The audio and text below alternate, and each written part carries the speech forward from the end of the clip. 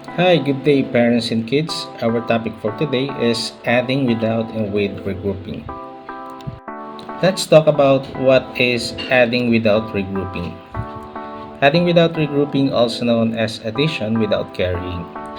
It is a fundamental arithmetic process where the sum of digits in each place value does not exceed 9. This method simplifies the addition process, especially for beginners. For example, when adding 24 and 63, you add each digit separately, 2 plus 6 in the tens place and 4 plus 3 in the ones place. Since none of these sums exceeds 9, you don't need to carry over any value to the next place. This straightforward approach helps build confidence in basic arithmetic skills before advancing to more complex operation.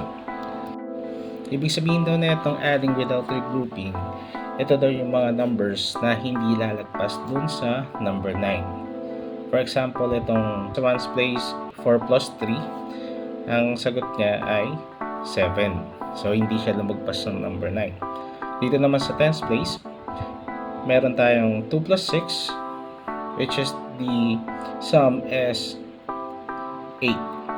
So, hindi rin siya lumagpas dun sa number 9. Na wala tayong i-carry over from ones place to tens place. Ito yung adding without regrouping. Okay, we have example here which is 32 plus 55.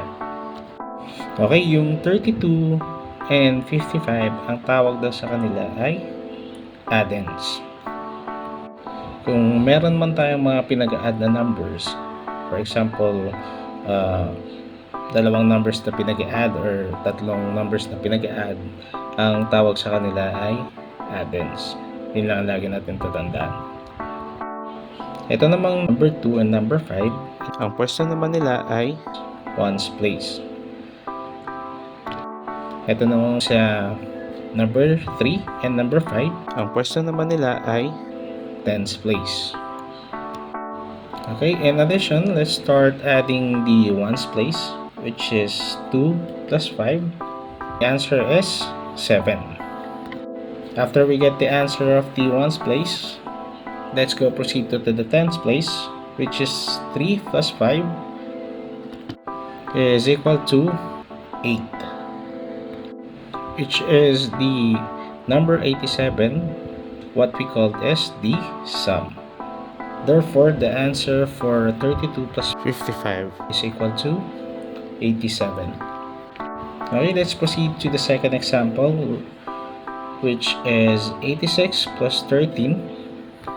Para mas madalian tayo sa pag-add, let's start again with the ones place, which is 6 plus 3 is equal to 9. Then after we get the answer for the ones place, let's add the tens place, which is 8 plus 1 is equal to 9. Therefore, 86 plus 13 is equal to 99. Napapansin nyo yung mga addends na kapag pinag-add nyo or kinuha nyo isa, hindi sila lumalagpas ng 9. And then we have the third example, which is 37 plus 41. At para mas madali sa atin i-add yung mga numbers, let's start again with the ones place, which is 7 plus 1 is equal to 8. Then after we get the answer once again for ones place, let's add the tens place, which is 3 plus 4 is equal to 7. Therefore, the answer for 37 plus 41 is equal to 78. And again, hindi na naman nag-exceed sa number 9 yung sum ng mga addends. At yan si adding without regrouping. Okay, na-discuss na natin si adding without regrouping. Let's go proceed to adding with regrouping. Okay, first, what is adding with regrouping? Adding with regrouping, also known as carrying, it is a fundamental mathematical process used when the sum of digits in one place value column exceeds the base value. 10 in the decimal system. For example, when adding 37 and 68, we start adding the units place. 7 plus 8 is equal to 15. Since 15 is more than 10, we write down the 5 and carry over the 1 to the next place. Next, we add the tens place. 3 plus 6 is equal to 9, and then add the carried over 1, making it 10. We write down the 0 and carry over the 1 to the hundreds place. Since there are no more digits to add, we simply place the carried over 1 in the next column. Thus, 37 plus 68 is equal to 105. This technique ensures accuracy in addition, especially when dealing with larger numbers. Okay, ang ibig sabihin naman daw nitong adding with regrouping, ito naman yung mga numbers or add-ins na pinag-a-add na lumalagpas dun sa number 10, na kailangan i-carry over yung 10. Okay, mas maintindihan natin siya dun sa mga susunod na page, dun sa mga example ng adding with regrouping. First example of adding with regrouping, we have here 88 plus 46. And again, ang tawag dito sa 88 at 46 ay add-ins. And then ang pwesto naman ng 8 at 6 ay ones place. Ang pwesto naman ng 8 and 4 ay tens place. Okay, para mas madali ulit na i-add yung mga numbers kahit na mas malaki, isa-isahin natin, and let's start with the ones place. Okay, for the ones place, it's 8 plus 6 is equal to 14. And since yung 14 lagpas na siya dun sa 9, kailangan lang natin i-carry over tong 1 dun sa tens place. So 14, meron na siyang tens place, which is the number 1. Kaya kailangan natin i-carry over tong 1 sa tens place. Kasi yung una nating inad ay ones place pa lang. So hindi pwedeng sumama yung tens place dun sa ones place. Kaya kailangan natin i-carry over yung 1 para ma-align siya dun sa tens place. Okay, pag na-carry over na natin yung 1 dun sa tens place, i-add na natin siya, and then it will become 1 plus 8 is equal to 9. And then let's add number 4, and the answer is 13, or equal to 13, or the sum is 13. And again, ang tawag ulit sa pinag-add na add-ins ay sum. Okay, therefore 88 plus 46 is equal to 134. Okay, we have another example here, which is 79 plus 49.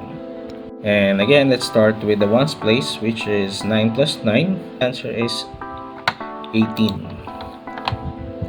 Or the sum is 18, or is equal to 18. And since 18 is more than 9, and 8 is in the ones place, and 1 is in the tens place, hindi natin pwedeng isama yung tens place sa ones place. Kaya kailangan natin siyang i-carry over dun sa tens place na mga add-ins. Alright, lipat natin yung 1 dun sa tens place. Kaya ang mangyayari ay 1 plus 7 plus 4. And since tatlong digit to, tatlong numbers to, let's start with 1 plus 7 is equal to 8, and then plus 4 is equal to 12. Okay, since wala nang add-ins na i-add na nasa hundreds place, ito na yung pinaka magiging sagot niya, which is 128. Or again, therefore 79 plus 49 is 128. Okay, we have another example here, which is 35 plus 85. And let's start with the ones place, which is 5 plus 5 is equal to 10. And then transfer natin ulit yung 1 kasi nasa tens place siya. Lipat natin siya dun sa addends na nasa tens place. And then magiging 1 plus 3 plus 8 is equal to 12. Okay, therefore 35 plus 85 is equal to, or the sum is 120. Okay, we already discussed what is adding without regrouping and adding with regrouping. Let's go proceed to summary of adding without and with regrouping for us to easily understand what is the difference of the two, or for us to remember what is the difference of the two regrouping. First, adding without regrouping, it is addition without carrying, and it is also sum of digits in each place value does not exceed 9. Sa Tagalog, ang addition daw hindi niya kailangan mag-carry over at hindi siya yung sum niya hindi, or yung pinakasagot niya hindi lumalagpas ng 9. And then adding with regrouping, it is also known as carrying. It is also the sum of digits in one's place value column exceeds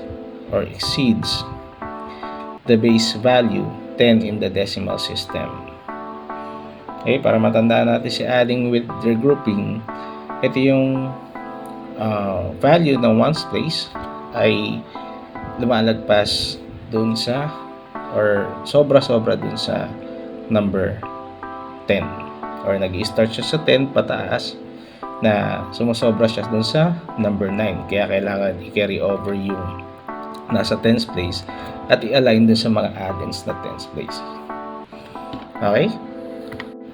Okay, and hopefully you learned a lot from this topic. And again, this is Daddy KS. Salamat!